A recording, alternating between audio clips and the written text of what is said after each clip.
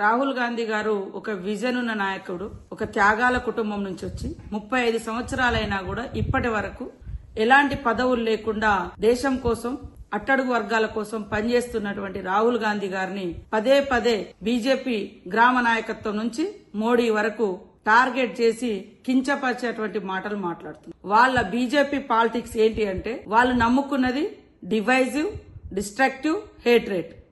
మరి మా రాహుల్ గాంధీ గారు ఆయన ఫాలో అవుతున్నటువంటి సూత్రం, ఆయన ఫాలో అవుతున్నటువంటి ప్రిన్సిపల్స్ లవ్, పీస్, అదే విధంగా ఒక ఎయిమ్ తోటి, ఒక లక్ష్యం తోటి ఈ యొక్క సిద్ధాంతాలను కంపేర్ చేసుకొని చూస్తే ఈ సమాజానికి మరి హేట్రేట్ పనికొస్తుందా, విద్వేషం పనికొస్తుందా, మరి శాంతి, ప్రేమ అనేది పనికొస్తుంది. ఆయన యొక్క ఈ విజన్ ను డైవర్ట్ చేయడం కోసం ఈ రోజు వ్యక్తిగతంగా కులము, మతము, వర్గం అనేటువంటి తీసుకొచ్చి ఇవాళ మాట్లాడుతున్నటువంటి బీజేపీ నాయకులు 10 సంవత్సరాలుగా మీరు సమాజానికి, సొసైటీకి చేసింది ఏమి లేదు.